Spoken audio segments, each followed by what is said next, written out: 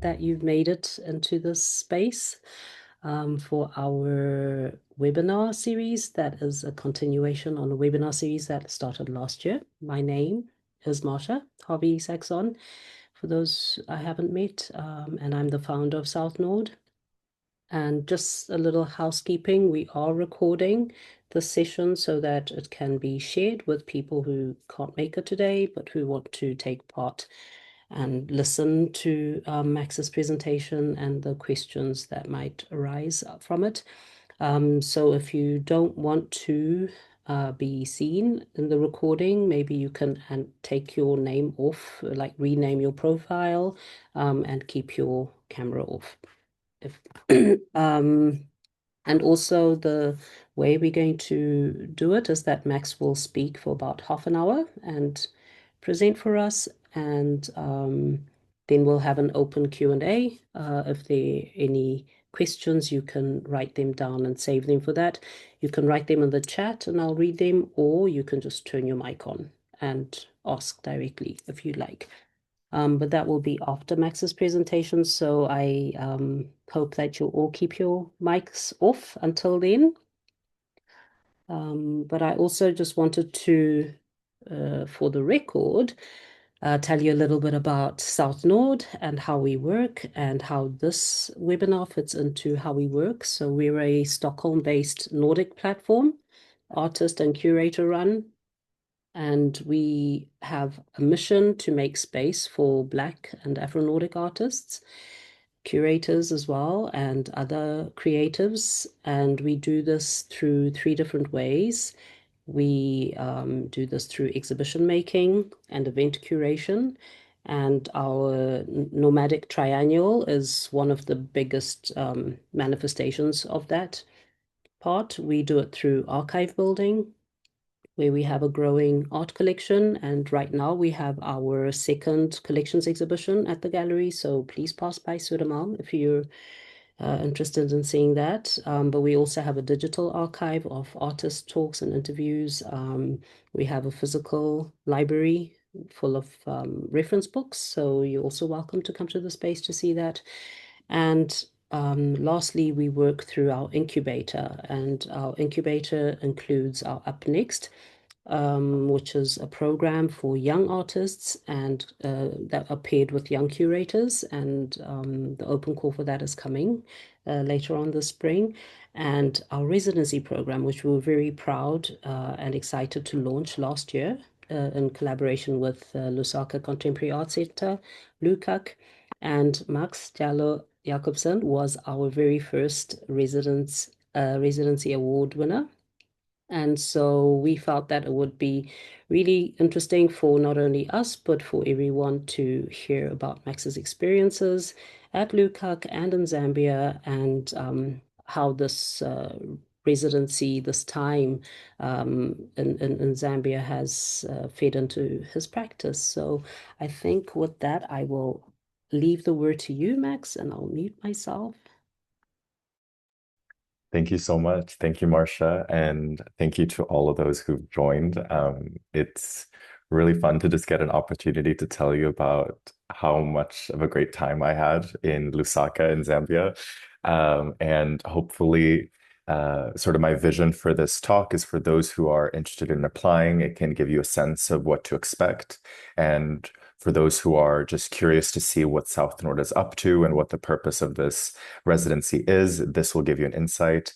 And for those who maybe haven't had Zambia on your radar, I hope that this certainly cements Lusaka as a place that you absolutely need to visit. And so I'll kind of spread this presentation out in over a couple different aspects of my time there. I'll talk a little bit about kind of what it was like living there, and because that's a huge part of this residency. You're there for 2 months.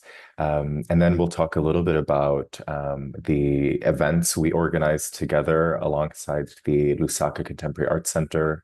And then finally conclude on some of the research that I was conducting while I was there. So I will share my screen. Hopefully you all see my desktop. And I will put this in full screen. So is everything good? Yeah, we see it well. All Thanks. right, thank you. So just to begin, for those who may not know, my name is Max. I am born and raised between West Africa and Europe, specifically Guinea and Senegal in West Africa, and in Europe in Sweden and France. Um, and I'm a writer, I'm an aspiring art historian, and I've been in the last few years working professionally as a curator. And so when this opportunity at Southnord came about, I was just so thrilled to see this type of collaboration between an organization in the West, which has access to a certain amount of resources and a network that is collaborating with an organization on the continent that is equally doing really fantastic work. And so I was really inspired by the format of this kind of partnership residency. And so I applied and I pitched the idea of continuing research about the interlinked histories between Guinea, Zambia, Southern and West Africa, and also, of course, tying that to the way in which Europe plays into it. And so I applied to it not as an artist, but more so as a researcher and a curator. And I was really excited that, the program was flexible enough to include that type of project. Um, so it is a 2 month program or 2 month residency where you get to live in Lusaka. It's with the Lusaka Contemporary Art Center, which we refer to as LuCAC, which is a pretty new art center, which is exciting in many, many ways. First of all, I mean, the facilities are fantastic. You see this in the first, second, and fourth image, which showcase the library as well as the studio space. Um, and it's this really fantastic interdisciplinary creative ecosystem that they've created there, founded by an artist named Victor Mutelekesha, who had this vision that, in addition to all the other great art spaces that already exist in Lusaka and in Zambia more broadly, he wanted to add to it and create this art center, which is both embedded in the sort of neighborhood that it's in. A lot of the kind of young people that engage in the art space on a daily basis, meaning that they come and hang out in the library, they might chill in the studio space, are oftentimes people who actually live very nearby to the art center. And then in addition to that, it has this partnership and program of having international residents who come from all across the world, who are paired oftentimes with local artists and practitioners. Um, and they just have a range of programming, a film club. They're very active on the Lusaka art scene. And so by being a resident there, you become part of the Lusaka or the LuCAC family, which I certainly felt like I was. I, from the very start, was welcomed by both Victor, the founder, and also the staff there, Bruno and Uzi, who really organize and make you feel a part of the group from the very beginning. Just for context, this is the library that you see that you kind of live in sorry, this is part of the building that you live in. And the room upstairs is where I stayed. And so it really meant that like coming down in the morning, walking down the stairs, you would be welcomed right away by a whole group of people already chilling and maybe reading, maybe just catching up for the day. And you become a part of the LuCAC family from the very start, which I was very, very excited about. You get to, because of that, engage in, the communities and the people that both activate that space, but that are also making Lusaka the way it is at the moment. I was able to make some really formidable friends. You'll see that kind of at the end of this presentation. And so in doing so, I was able to discover and learn more about the really exciting art scene happening in Lusaka. Um, One such example that I wanted to point to, in addition, of course, to the amount of time I spent at the Lusaka Contemporary Art Center, is, another art space called Everyday Lusaka, which is founded by this person that you see right here that I'm circling. Hopefully, you see my mouse. Her name is Sana. She's a formidable artist, curator, writer. And has built an entire ecosystem that initially began as kind of investigation into photography and archives in Lusaka, and has since expanded into a physical gallery space, has been a hub for what I experience kind of the coolest art scene in the city. Lots of great exhibitions were shown while I was there. There was the No Name Book Club, which I got to attend. Um, and so I point to this particular art space, and I also nod to this article that was recently published that if you have the time, you should check out. It's written by a friend that I made while I was there, Chaze, an article called Who Builds Zambia's Art World, which kind of gives a survey of what the art space is right now in Zambia more broadly. And I point to this and these two kind of moments because Zambia, as far as I felt, is an incredibly dynamic space at the moment when it comes to art and African creativity. And one of the challenges that I think we have, not just on the continent, but more broadly, is that we often prioritize places to visit, right? When we think of Africa, and if you are either from the continent or not, and you're hoping to visit, you oftentimes implicitly you rank the places you want to go to. Um, Everyone will tell you, oh, well, you have to go to Lagos, Nigeria. You have to go to Cape Town or Joburg. And after that, maybe you should do Egypt or Ethiopia or Morocco, all these kind of big hitters. And then you go to Senegal for the biennial, which means that these ecosystems that perhaps do not have that kind of reputation don't get as many visitors, as much kind of international engagement, which on the one hand does create a really unique um, space as a site of creativity if it's quite insular. But at the same time, it also means that a lot of connections that would have been really generative do not end up happening. I say that from my perspective, which is that if this program hadn't been created and if I hadn't applied and been selected for it, I don't know when I realistically would have traveled to Lusaka, right? I'm based primarily in West Africa. I probably would have done kind of the big names first. And it means that the people I got to meet in Lusaka, the fantastic creatives, and frankly, new incredible friends that I made, I wouldn't have made so early on in kind of my trajectory as a researcher and a writer, and just human more broadly.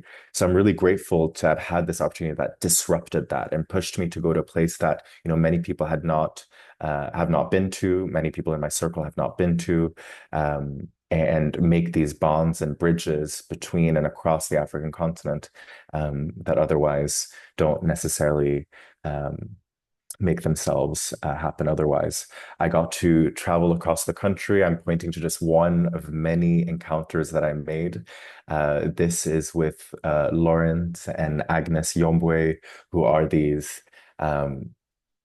legendary Zambian artists, both of them a married couple, who built this fantastic art space in the south of the country in a city called Livingston, which is, for those who may be familiar with, that's where they have the Victoria Falls, or which we now people are referring to as the Mosiotunya, or which is the historic name, Mosiotunya Falls. And meeting these legendary artists, getting to spend time with them in their studio and just chatting and learning about their experience and expertise was one of many experiences that I'm just really grateful to have had, for me as a curator, to kind of expand my understanding of the field of African art, understanding the various ecosystems that these artists are working with and the legacies that they've built up. Lawrence and Agnes Yombwe are certainly one such example of just these titans of the art field who are making just really important work from a very site-specific area, that I believe should be having more international circulation.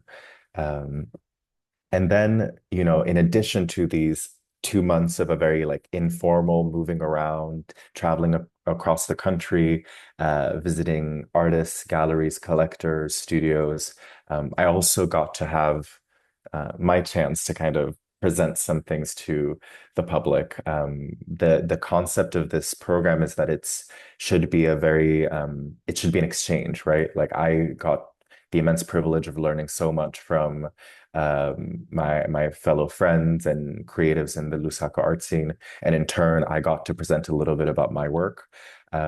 So that ended up being in three separate parts. Right as I landed, my second week, we hosted a research and curatorial talk where I got to share a little bit of my past research experiences as well as my curatorial projects, both past and upcoming. One part of that research is my research on Guinea and Guinea's history in the 60s and the 70s. And so I shared with the group in attendance that day that you see in the library here. I shared, my aspirations and hopes to conduct and extend some of that research to Zambia, think about the ways in which Guinea and Zambia may have been connected in the 60s and the 70s in ways that, on the surface and maybe on a contemporary kind of imaginary, we don't realize. Um, and so this is kind of how you're seeing this is a standard thing that LuCAC does when they have a visiting resident, they invite them to do an artist or a curatorial talk. I have to say I was quite nervous. I think I uh, felt like, I mean, I'm quite early on in my career, and so I didn't know how much I would be able to, fill up the space with, but it was a wonderful crowd and it led to really great connections that I ended up following over the next few weeks. People I met with coffee after, who reached out after they attended this talk, things like that.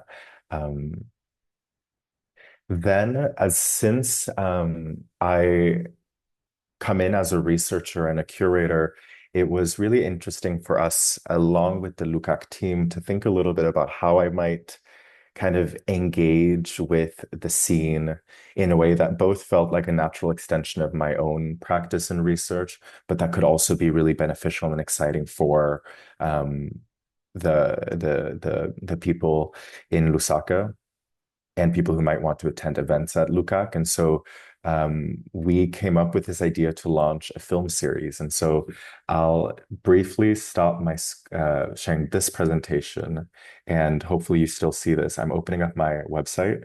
Oh, So good. good, thank you. So first of all, this is a plug that if you haven't checked out my website, don't hesitate to do that. And one of the projects that we launched, like I mentioned, was this film series.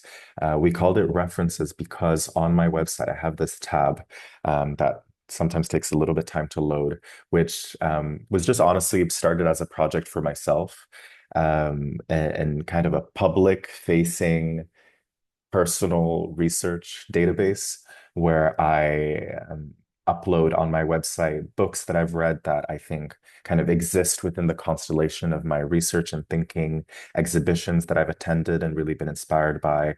A lot of videos, as you can see, some of these are excerpts from films, studio visits, most of them are on YouTube, that really inspired my work, music as well. Um, Journal articles. And so this is a part of my website that I've been kind of just building slowly over the last year or so. And when I visited the LuCAC library, or when I arrived, one of the films that was really important to me, which is this one right here, which is the Black Power mixtape, which is actually a Swedish film that documents the Black Power and the Black Panther Party in the United States in the mid 60s to the mid 70s, based off of documentary footage that Swedish journalists were able to um, produce over that time period. For those who are not familiar, Sweden and the United States had quite tense relations during the late 60s, uh, partly because Sweden was quite harsh on and very critical of the US's involvement in Vietnam, which caused the US and Sweden to actually cut diplomatic ties for a certain amount of time and allowed for Swedish journalists to have a level of criticality on what was going on in the US, particularly, of course, the treatment of Black people during that time, in a way that other Western countries were not. And so they create out of that journalist footage that was produced for, platforms like SVT in Sweden, create this really fascinating documentary. And this is a film I've been thinking about for a very long time. I visit the LuCAC library and I realize that they have the book version of that film.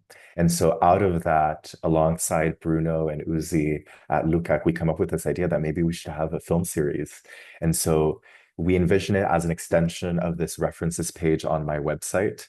And it leads to a screening of three films, uh, which finished with the Black Power mixtape, but actually began with a film called God Gave Her a Mercedes-Benz, which is a fascinating film that I recommend all of you to watch. It's about the Nana Benz women in Togo who were trading Dutch wax print in the 70s and 80s and built huge fortunes off of that trade. It's a really fascinating documentary. The second one we watched as a group was called Alatantu, which is a Guinean film by David Ashkar, whose father was imprisoned in a concentration camp that we have in Conakry that was set up in the 60s by our independence president, Sékou Touré. And so it's a film that reenacts what may have happened within that camp. And then, of course, we concluded on the Black Power mixtape.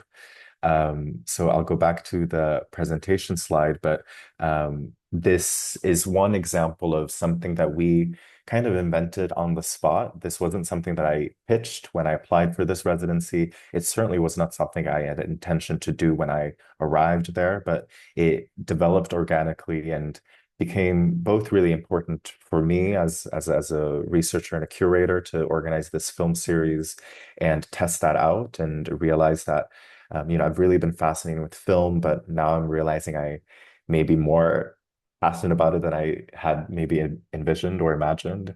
And also just the turnout. The people who came to these events, we started off quite small. There was a smaller crowd at the first screening, and then by the time of the third one, which is what you'll see right here, the entire space was full. And after each screening, this was kind of one of my requirements was that we would have a post-screening discussion. And this one for this film went on for um, over 3 hours on like a Thursday night, which was quite crazy. And it was really beautiful how, a film is such a great starting point for wider conversations about, um, you know, in this case, it was conversations about politics in Zambia. It was conversations about self-identity and national identity. It was conversations about how we're producing culture and how that intersects with American and Western imperialism. And it was just an all-around 10 out of 10 experience to have this film series. I learned so much from all the people who attended and got great feedback. And from what I've been told, they are going to continue with this film series beyond me being there. And so it's going to become a staple of the LuCAC programming.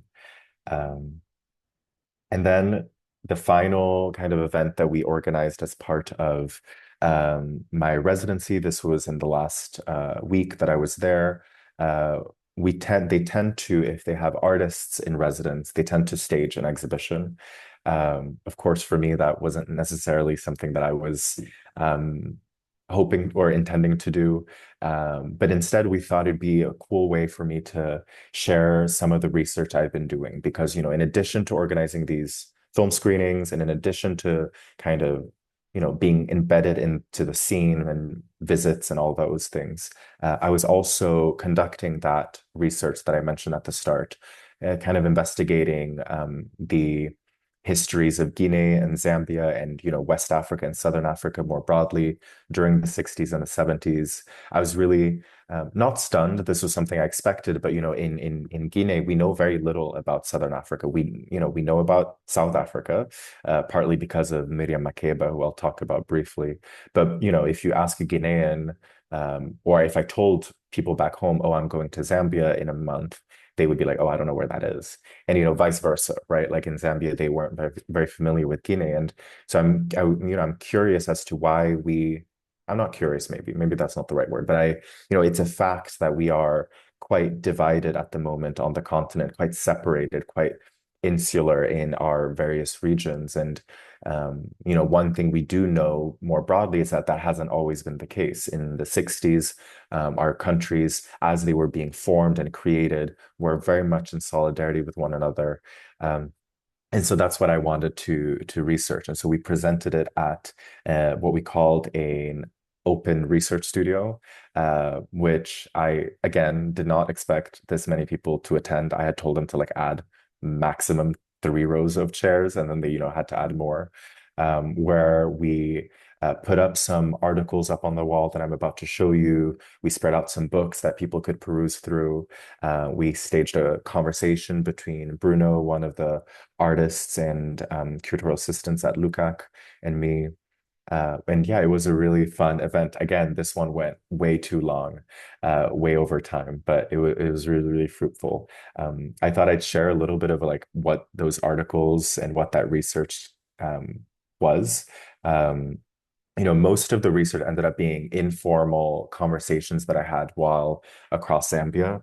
I got to meet with this incredible playwright and activist named Mulenga Kapwepwe, who described to me how, as a child, she got to see a performance from the Ballet Africain, which was a Guinean opera and dance and theater troupe that would travel all across the continent and the world. She described how she got to see they came and performed in Lusaka when she was a child, and that's what made her fall in love with theater and writing. And now she is inarguably one of the most respected playwrights in Zambia and Southern Africa more broadly. So conversations like that informed my research, and those were things I shared during my research studio. I also was able to find I hope you can see my screen, that I was able to find some kind of archival documents from this particular one is from the US, but trying documenting the intertwined histories between our countries. This is an issue of the African World, published in 1971, which had an article talking about Sékou Touré, which documenting kind of some of the internal riots that were happening and plots to overthrow him occurring in Guinea at that time. And this same issue is also covering, of course, happenings in the United States at the time. We're also seeing it cover, let me scroll down, right around here, it starts covering about Miriam Makeba, who becomes a really important figure in tying actually Guinea and Zambia together. Why is that? Because Miriam Makeba, who you might be familiar with, is a jazz singer from South Africa. She becomes exiled from South Africa in 1958. Actually, she is in the US performing, tries to return home on an emergency visit, and she finds out that her passport has been revoked by the South African government. So she is forced to stay in the United States, and then eventually in 1968 moves to Guinea, where she lives for over 22 years. And this was really fun for us to learn about when we were in, or I learned about this before, but got to share this with the people in Lusaka, that in Conakry, she opens a nightclub and she decides to call that nightclub the Zambezi Discotheque, which, for those who may not be familiar, the Zambezi is a river that crosses all across the region. And of course, is very intimately connected to the history and the world and the imaginary of Zambia. And Makeba herself was very close to Kenneth Kaunda, the first president of Zambia. They performed together many times. Kaunda was a fantastic pianist, and he would play on the piano, the keys, and Makeba would sing. And so really showing how interconnected our history was really important to me in my research. Um, and in digging in some of these archives, I was able to find even more like fascinating details that when I shared this with the kind of attendees at our events, I felt a level of excitement and also intrigue. One such example is that in 1969, Kenneth Kaunda, visits Guinea. He is invited by Sékou Touré and Kwame Nkrumah from Ghana to do a West African tour to learn about how they have created their own independent nations in West Africa and how you might try to do that in Zambia during that same time period. And what we find out is that Kenneth Kaunda was actually nearly shot when he was visiting Guinea. As I kind of alluded to, there were constantly many plots to overthrow Sékou Touré, the first president of Guinea. Um, and according to the story, um, a bullet that was aimed at Sékou Touré almost hit Kaunda, but nearly missed in the highlight that I show here.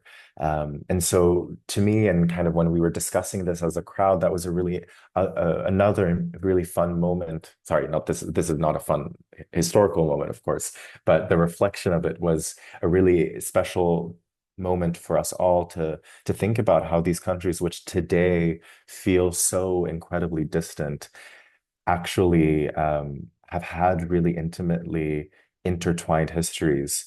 And, it definitely got us excited to think about how we might follow that lead in the future and also think about how we can be close again. This separation and this isolation that we experience today, be it linguistic, be it practical in the sense that like there just aren't any direct flights between our countries, lack of kind of collaborative projects, is not the way it always has to be. And that got me really excited to think alongside the friends that I made during my time there about how we might do that in the future. So that was kind of the really positive highlight that we ended that event on, called Revolutionary Forms. And one of the main through lines of this event was how, at independence across the continent was actually very much led by artists, writers, and creatives. And I think it's important for us to not romanticize that too much, that, oh, just because our countries were led by these um, poets, things were good. That's certainly not the case. I mean, as I mentioned, in Sékou Touré's Guinea, he was very much leading cultural revolution and at the same time was imprisoning, a very large part of the population.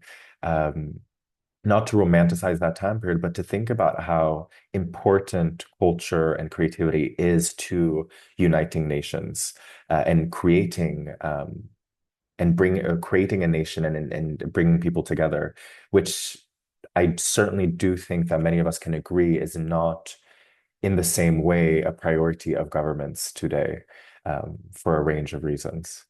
Um, to conclude, beyond the, research and, stimulating experience that I had in Zambia, learning about an incredible country with a really important history that deserves and needs to be, learned about across the world. Um, and in addition to also learning about the incredible work that is being done by fantastic artists, writers, curators, cultural practitioners all across the country to bolster it onto or sort of nurture that really beautiful art scene. The highlight of it all were the people. This wasn't just a work trip. I lived there for 2 months, right? So it means that I got to make really beautiful friends, got to live life with them, got to go to the movies, see movie premieres, got to have late night dinners. Here in the corner, you see there's a place called JCS, which just serves, lots of Chinese food. It's like in a Chinese community, really delicious, spicy food. As I learned, Zambian food isn't very spicy, and so I was constantly craving and looking out for that.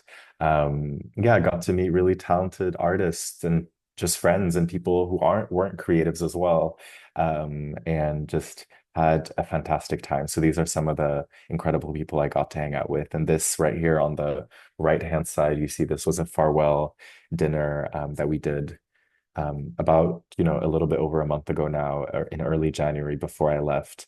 And, the highlight of my trip was seeing everybody before I left. Um, so that's about it. That's my little presentation. I hope it was informative, and I hope if you haven't already added Lusaka and Zambia to your list, I hope you do so expeditiously. And I'm really excited to answer any and all questions you might have about my time in Lusaka. Thank you. Thank you so much, Max. Let me just turn my camera on. Thank you. It was really great to hear because just so the audience knows, I've also been at LuCAC for 2 months in the run-up to starting the residency program to kind of try it out and also to really understand where people would end up. So it was like really heartwarming to see those photographs and remember the ripe mangoes from the trees that you could just pick every day and also this community that you're describing that's very much engaged and involved and active. And even though it's like off the beaten path as you've lifted, there is a lot going on and a lot bubbling, and people really do show up when invited. So, and I love to see how your ideas developed so organically on site, because one thing that I can also say to the audience is that we as South Nord and even LuCAC, we don't have like you have to produce ABC or you have to, this is like a production residency. This is a residency to make space for your practice, whatever that may be within the visual arts, and to think on it and to see where this certain particular situation or geographical location can lead you in different directions. And so it was lovely to see that you were that open, but that these opportunities kind of fed into your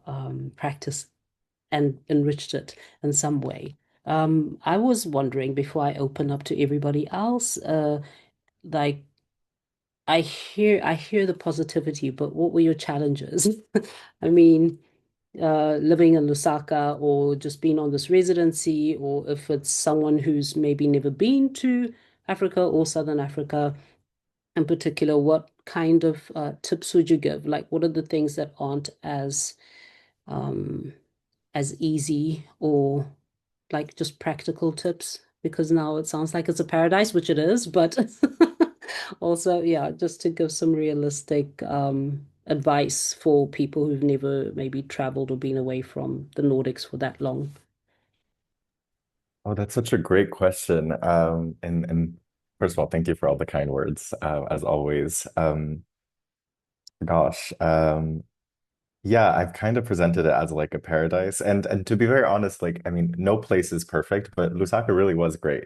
Um, like, um, and first of all, just one thing that I was a real m- moment of kind of awakening for me is that West Africa and Southern Africa are very different, and I think that's the beauty of having this experience for me, which is that I've constantly always kind of paraded myself as a Pan-Africanist, right? Like, but in truth, I actually haven't been to most of Africa, and I think very few of us have had the privilege to travel across the continent, and so realizing how, things are very different in terms of like practical things, infrastructure is a lot more built up in Zambia. I also got to visit in other contexts very recently, got to visit Mozambique and South Africa. So I can kind of compare and contrast, but Southern Africa has a lot more infrastructure than I think what I was used to in kind of the places I've grown up in or been in West Africa. Um, and so that is, I guess that's not necessarily like a diff challenge. That was like a happy surprise, I guess. I don't know. But to me, um, I would certainly say that being away from home for 2 months is certainly not easy. It certainly wasn't a challenge, but it was something I was actively thinking about. The fact that it is a choice to spend 2 months away somewhere. I did spend Christmas and New Year's in away from my family. The good thing is that there were other people who were also there and wanting to celebrate with me. So we did like a Christmas dinner together with some of us kind of we like without family people. And so I definitely got a sense that people were um, opening themselves up in their homes to me, which was really quite beautiful. Um, I would say that a challenge I would anticipate for someone who might participate in this residency is that if you are not actively kind of making sure to follow up on people reaching out to you, and you're not yourself reaching out and going to places and saying yes to various opportunities, events, coffee chats, etc., it can become quite isolating of an experience because a residency at the end of the day is like you're provided a space and a studio, and you can certainly, if you would like, hunker into that studio and never leave. For my particular research, that wasn't an option. I needed to meet people to fuel that, but I think it can very well end up being quite lonely if you're not reaching out and making sure that you're, having those conversations with people when they reach out. But people certainly do reach out. Like people were very excited to that I was visiting, and I almost didn't have time to meet everyone. Yeah. Great to hear. Is there anyone in the audience who has a question? I'll just check the chat. There's nothing in the chat. But while you're thinking, I can also just say that the accommodation is they do have a double bed. So, for example, when I traveled with my husband because it was such a long period of time and he could work from abroad. So, if somebody's thinking of applying and their partner wants to come with them, LuCAC doesn't have a very strict policy saying no partners, but you do kind of have to keep in mind that that person will be traveling on their own coin and will have to manage their own time in a way. And there is a good internet connection via the Starlink, but because of the rainy season, my experience was that if the sun didn't shine, then the batteries didn't charge up. But just to say that you will be connected a lot of the time. But if you have someone coming with you who's going to be on their computer 24 hours a day and working and being dependent on being able to be in touch with Europe, that might be a little bit of a challenge. But for me, who was both in the studio and on my computer and working like back and forth, I found it to be like perfectly fine because it was, the rain came every once in a while, and that meant that the sun didn't shine, and that meant that the batteries didn't charge. But it wasn't every day, and it wasn't a crisis. So yeah, just to let people know that there is an option of traveling with a partner, but that's something that would have to be discussed and organized in advance. I don't know if anybody else is wondering anything, or if there's anything you'd like to add, Max.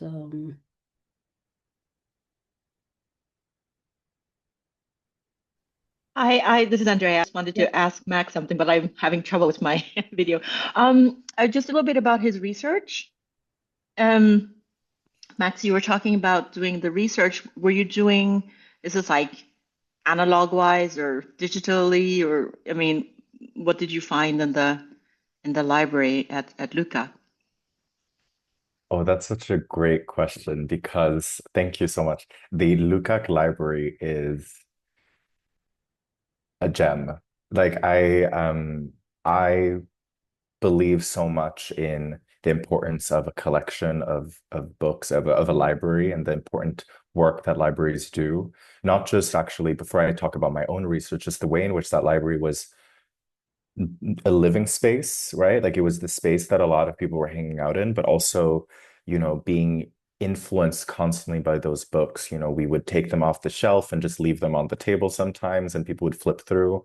Um, and it's a really expansive library because Victor, the founder of the LuCAC, has both brought in his personal collection, but also received really great large gifts of collections of books from his contemporaries and mentors, both on the continent, but also he worked a lot in Norway. So he has some books from his peers there, which means that it's a really expansive collection of books, not just about African art, which creates really important dialogues between them.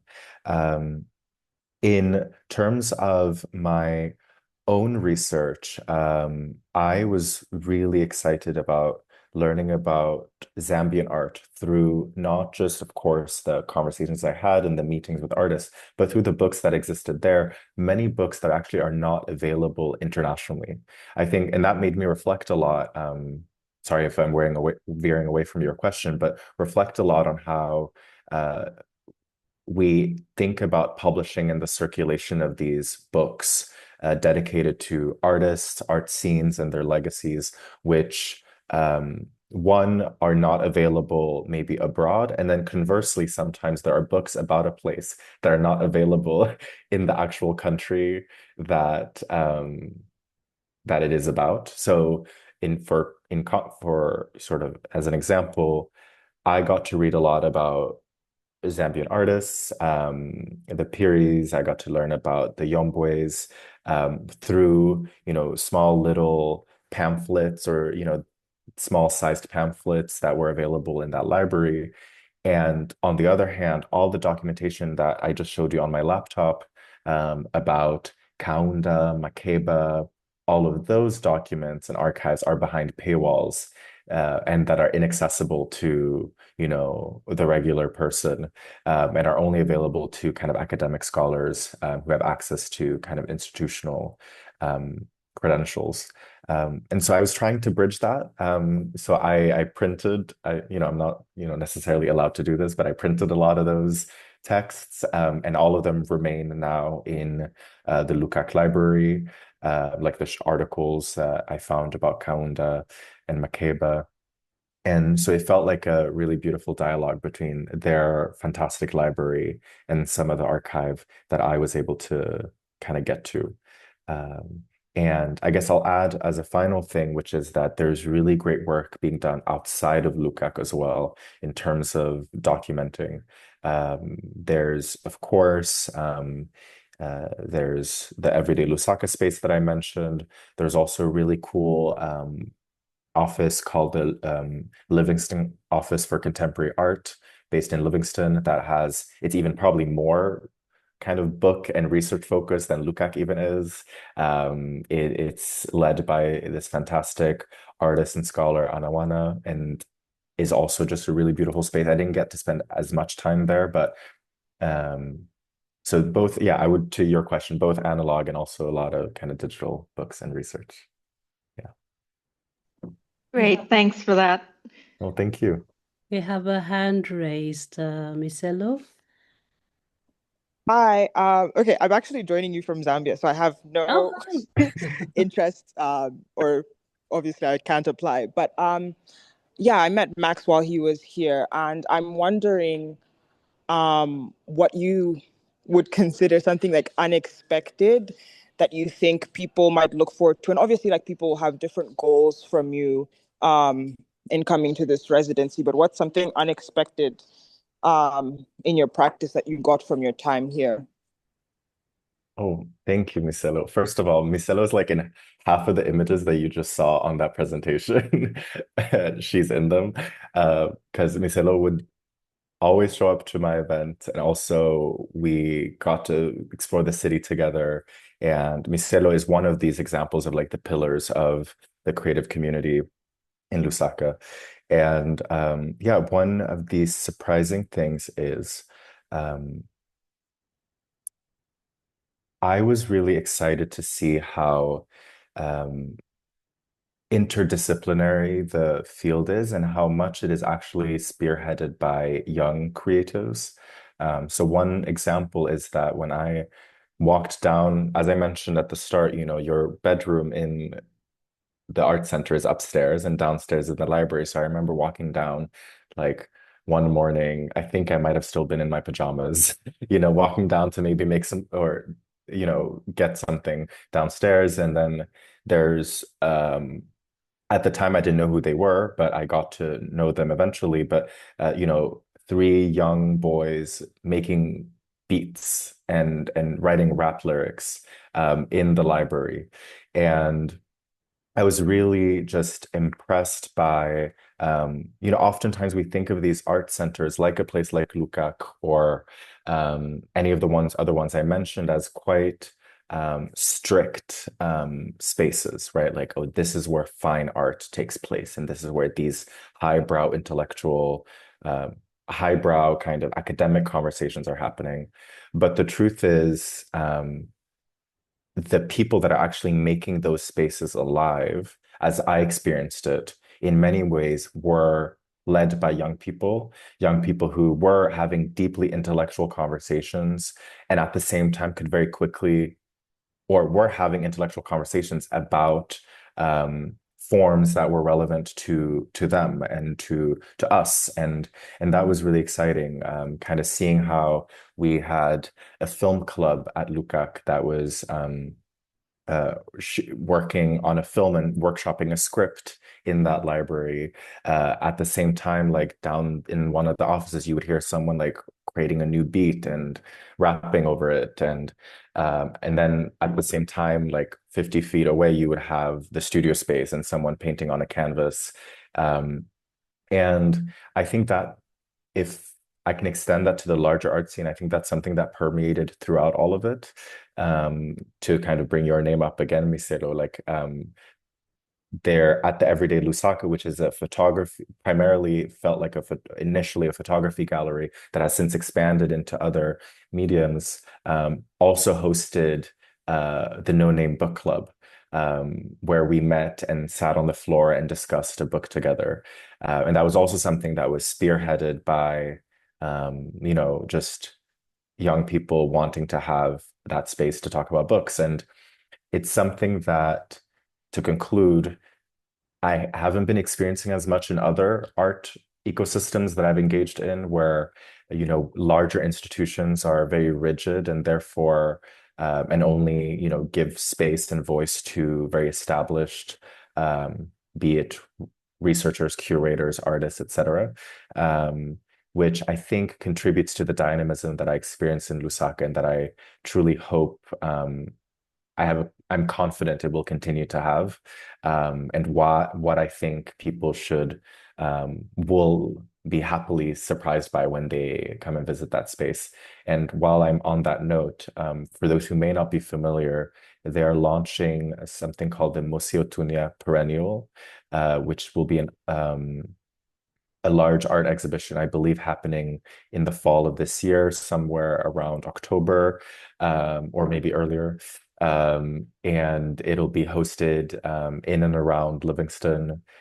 So think of it as like a biennial type of exhibition festival.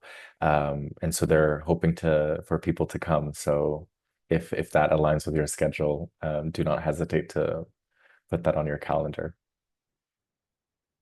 That's a great tip. I'm actually hoping to be able to make it down there in between our own opening in Helsinki. I just remembered another library which is in another part of the country, also built up by a private initiative in the Western province. In Mongu, there is a descendant of King Luanika called Akka Luanika, and he has quite an extensive library which has a lot of books about the history of Southern Africa, the geopolitical history, including um, books and maps and all kinds of things. So if like that kind of history is interesting to anyone, then I would definitely recommend a trip to the Western Province, but also, like you did, Max, to travel to Livingston because it's quite easy to take the bus or between the cities. It takes a while, but it's also a way to see the country, which I recommend at least one trip outside of Lusaka by bus. Yeah, we have 5 minutes left, so if you have anything that you are wondering, now is your chance, or forever hold your peace. Princess.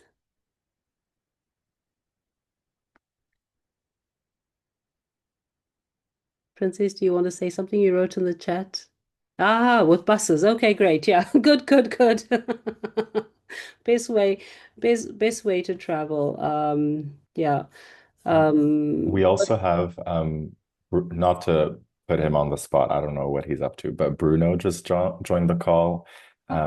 Just for context, as I mentioned earlier, Bruno is one of the fantastic people at LuCAC. He's a human and a talented artist, and also curatorial assistant at the center, and who made many of these projects that I discussed possible. And so just an example of like it really is a family that they've brought together. Hi, Bruno. Long time. Hope you're well.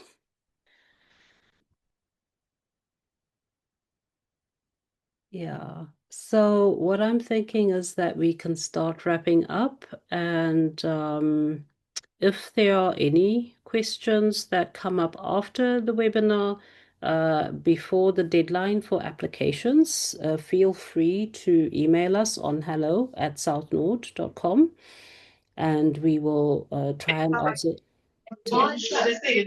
I have a question. Yes.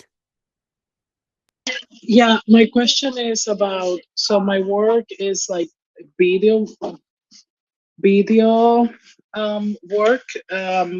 So would that be okay, as something that can be, that will be, that that could be explored in this residency, or depending So on.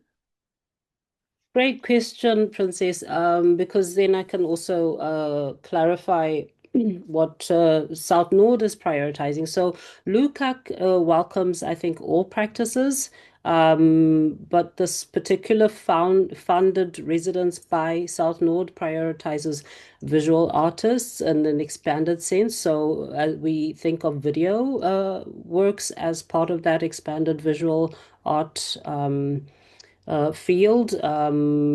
We also obviously support curators who are working within the visual arts field. So that's what we are interested in funding. But if there's anyone who's listening or who will watch this recording later who is like, well, I am, I don't know, something completely different, creative in another sense, a playwright or a choreographer or something like that, who wants to apply for the LuCAC residency, I think, and correct me if I'm wrong, Bruno, that they can apply and self-fund or apply for funding from whatever Arts and Grants Council in your country, in the Nordics, or if you want to apply from another part of the world. So LuCAC has residencies like available all year round, basically, and our slot is just 2 months in the winter, or the Nordic winter. So, yeah, that's correct. So I encourage you, even if you do apply for this particular residency and say, we have to choose one, we can only fund one, we can only afford one, but if you don't get it this time and feel disappointed, I would encourage you to look for alternative funding and go to LuCAC anyway. Because in Sweden, we have, for example, the Arts Grants Council, there are similar funding bodies within the Nordics who would give a travel grant, and it's a reasonably priced residency, so I would also encourage you to look into that.